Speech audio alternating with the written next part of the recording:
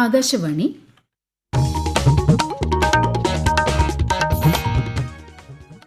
നമസ്കാരം. പ്രാദേശിക വാർത്തകൾ വായിക്കുന്നത് അശ്വതി.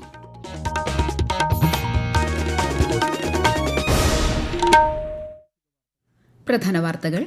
കേരള മുഖ്യമന്ത്രിയെ സംബന്ധിച്ച തീരുമാനം കൈക്കൊള്ളുന്നതിനുള്ള ചർച്ചകൾ കേന്ദ്ര സംസ്ഥാന തലങ്ങളിൽ പുരോഗമിക്കുന്നു.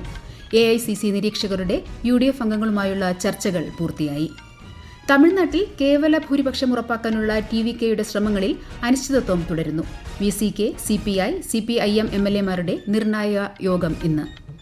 രാജ്യത്ത് നവീകരിച്ച പാസഞ്ചർ റിസർവേഷൻ സംവിധാനം ഓഗസ്റ്റിൽ നിലവിൽ വരുമെന്ന് റെയിൽവേ മന്ത്രാലയം. പരിഷ്കരിക്കുന്നത് 40 വർഷം പഴക്കമുള്ള റിസർവേഷൻ സംവിധാനം. മാനവികതയിൽ ഐക്യം എന്ന സന്ദേശവുമായി ഇന്ന് അന്താരാഷ്ട്ര റെഡ് ക്രോസ് ദിനം. കടുത്ത വേനലിൽ ആശ്വാസമായി സംസ്ഥാനത്ത് പരക്കെ മഴ. തിരുവനന്തപുരം, കൊല്ലം, പത്തനംതിട്ട, കണ്ണൂർ ജില്ലകളിൽ ഇന്ന് മഞ്ഞ ജാഗ്രത. ISL ഫുട്ബോളിൽ സ്പോർട്ടിംഗ് ഡൽഹി ഇന്ന് ഒഡീഷ FCയെ നേരിടും. വാർത്തകൾ വിശദമായി. കേരളത്തിന്റെ പുതിയ മുഖ്യമന്ത്രിയെ സംബന്ധിച്ച തീരുമാനം ഈ ആഴ്ച തന്നെ ഉണ്ടാകുമെന്നാണ് പ്രതീക്ഷ. ഇത് സംബന്ധിച്ച ചർച്ചകൾ കേന്ദ്ര സംസ്ഥാന തലങ്ങളിൽ പുരോഗമിക്കുകയാണ്. പുതിയ കക്ഷി നേതാവിനെ തെരഞ്ഞെടുക്കാൻ AICC പ്രസിഡന്റിനെ ചുമതലപ്പെടുത്തിക്കൊണ്ടുള്ള പ്രമേയം തിരുവനന്തപുരത്ത് നടന്ന കോൺഗ്രസ് നിയമസഭാ കക്ഷിയോഗം പാസാക്കിയിരുന്നു. കോൺഗ്രസ് നിയമസഭാ കക്ഷിയോഗത്തിനായി അഖിലേന്ത്യാ നേതൃത്വം നിയോഗിച്ചിരുന്ന നിരീക്ഷകർ നിയുക്ത UDF MLAമാരുമായി ചർച്ച നടത്തിയ ശേഷം ഡൽഹിക്ക് മടങ്ങി. കോൺഗ്രസ് അഖിലേന്ത്യാ നേതൃത്വത്തിന് ഇവർ നൽകുന്ന റിപ്പോർട്ടിന്റെ കൂടി അടിസ്ഥാനത്തിലാകും പുതിയ നിയമസഭാ കക്ഷി നേതാവിനെ പ്രഖ്യാപിക്കുന്നത്. തമിഴ്നാട്ടിൽ സർക്കാർ രൂപീകരണം സംബന്ധിച്ച അനിശ്ചിതത്വം തുടരുന്നു. സർക്കാർ രൂപീകരണത്തിന് അനുമതി തേടി തമിഴ് വെട്രികഴകം അധ്യക്ഷൻ വിജയ് ഗവർണർ രാജേന്ദ്ര വിശ്വനാഥ് ആർലേക്കറുമായി ഇന്നലെ വീണ്ടും കൂടിക്കാഴ്ച നടത്തി. എന്നാൽ കേവല ഭൂരിപക്ഷം തെളിയിക്കുന്ന രേഖകൾ ഹാജരാക്കാൻ TVKയ്ക്ക് സാധിച്ചില്ല. 118 MLAമാരുടെ പിന്തുണയാണ് ഭൂരിപക്ഷത്തിന് വേണ്ടത്. 108 സീറ്റിൽ വിജയിച്ച TVKയ്ക്ക് കോൺഗ്രസിന്റെ 5 MLAമാർ പിന്തുണ പ്രഖ്യാപിച്ചിട്ടുണ്ട്. TVKയെ പിന്തുണയ്ക്കണോ എന്ന കാര്യത്തിൽ CPI, CPM, VCK എന്നീ പാർട്ടികൾ ഇന്ന് നിയമസഭാ കക്ഷിയോഗം ചേർന്ന് തീരുമാനമെടുക്കും. DMKയുടെയും AIADMKയുടെയും നിയമസഭാ കക്ഷിയോഗങ്ങൾ ഇന്നലെ ചേർന്നിരുന്നു. കേന്ദ്ര ആഭ്യന്തരമന്ത്രി അമിത് ഷാ ഇന്ന് കൊൽക്കത്തയിലെത്തി. നിയുക്ത BJP MLAമാരുടെ യോഗത്തിൽ അദ്ദേഹം പങ്കെടുക്കും. പുതിയ നിയമസഭാ കക്ഷി നേതാവിനെ യോഗത്തിൽ തിരഞ്ഞെടുക്കും. നാളെ കൊൽക്കത്തയിലെ ബ്രിഗേഡ് പരേഡ് ഗ്രൌണ്ടിൽ നടക്കുന്ന സത്യപ്രതിജ്ഞാ ചടങ്ങിനുള്ള ഒരുക്കങ്ങൾ പുരോഗമിക്കുകയാണ്. പ്രധാനമന്ത്രി നരേന്ദ്രമോദി, കേന്ദ്ര ആഭ്യന്തരമന്ത്രി അമിത് ഷാ, മുതിർന്ന BJP നേതാക്കൾ, മറ്റ് സംസ്ഥാനങ്ങളിൽ നിന്നുള്ള മുഖ്യമന്ത്രിമാർ എന്നിവർ സത്യപ്രതിജ്ഞാ ചടങ്ങിൽ പങ്കെടുക്കും. അതേസമയം പശ്ചിമബംഗാൾ നിയമസഭ പിരിച്ചുവിട്ട് ഗവർണർ RN രവി വിജ്ഞാപനമിറക്കി.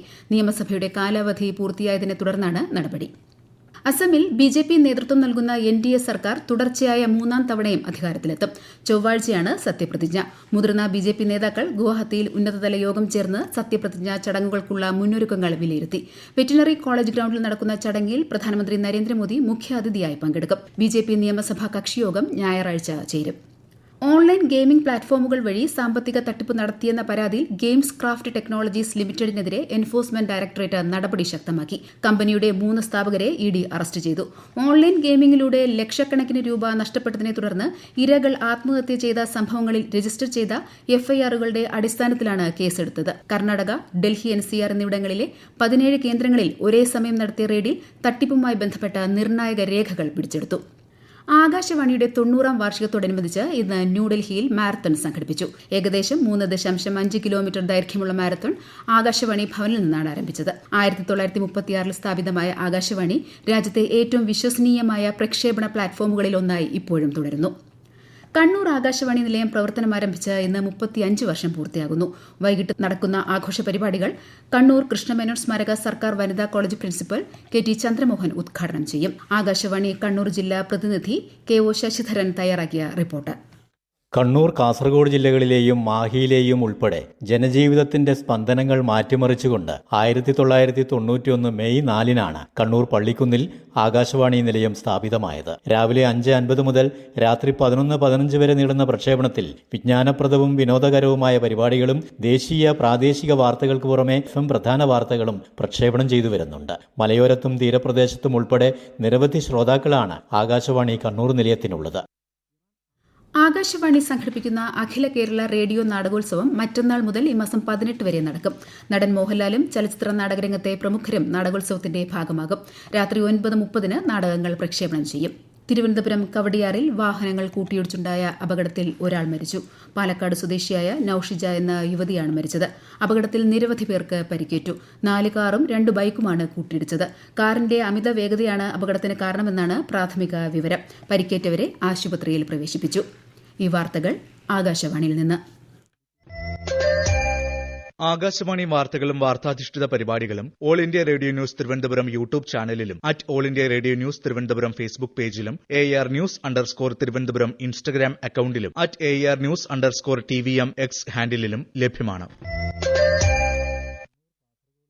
രാജ്യത്ത് നവീകരിച്ച പാസഞ്ചർ റിസർവേഷൻ സംവിധാനം ഓഗസ്റ്റിൽ നിലവിൽ വരുമെന്ന് റെയിൽവേ മന്ത്രാലയം. 40 വർഷം പഴക്കമുള്ള റിസർവേഷൻ സംവിധാനമാണ് പുതിയ രീതിയിലേക്ക് മാറുന്നത്. 2002 ഇന്റർനെറ്റ് അധിഷ്ഠിത ടിക്കറ്റ് ബുക്കിംഗ് ആരംഭിച്ചതിനു ശേഷം ഇന്ത്യൻ റെയിൽവേ പൂർണ്ണമായും ഡിജിറ്റൽ സാങ്കേതിക വിദ്യയിലേക്ക് മാറി. നവീകരിച്ച സംവിധാനത്തിലേക്ക് മാറുമ്പോൾ യാത്രക്കാർക്ക് അസൌകര്യം ഉണ്ടാകില്ലെന്ന് ഉറപ്പാക്കാൻ കേന്ദ്രമന്ത്രി അശ്വിനി വൈഷ്ണവ് ഉദ്യോഗസ്ഥർക്ക് നിർദ്ദേശം നൽകി. ചാലക്കുടി പുഴയ്ക്ക് കുറുകെ ദേശീയപാതയിൽ തൃശൂർ ഭാഗത്തേക്ക് വാഹനങ്ങൾ പോകുന്ന പാലം നാളെ മുതൽ വീണ്ടും അടച്ചിടും. ബെയറിംഗുകൾ മാറ്റാനാണ് 20 ദിവസത്തേക്ക് പാലം അടയ്ക്കുന്നത്. ഈ ദിവസങ്ങളിൽ സമാന്തരമായി കിഴക്ക് ഭാഗത്തുള്ള പാലത്തിലൂടെയായിരിക്കും ഇരുദിശകളിലേക്കുമുള്ള ഗതാഗതം. 25 വർഷം മുൻപ് മാറ്റിയ ബെയറിംഗാണ് തേയ്മാനത്തെ തുടർന്ന് ഇപ്പോൾ വീണ്ടും മാറ്റുന്നത്.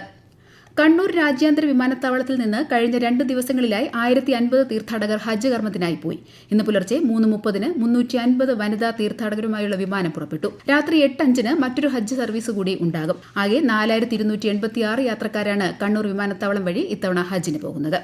ISL ഫുട്ബോളിൽ ഇന്ന് സ്പോർട്ടിംഗ് ഡൽഹി ഒഡീഷ FCയെ നേരിടും. വൈകിട്ട് 5 ന്യൂഡൽഹി ജവഹർലാൽ നെഹ്റു സ്റ്റേഡിയത്തിലാണ് മത്സരം.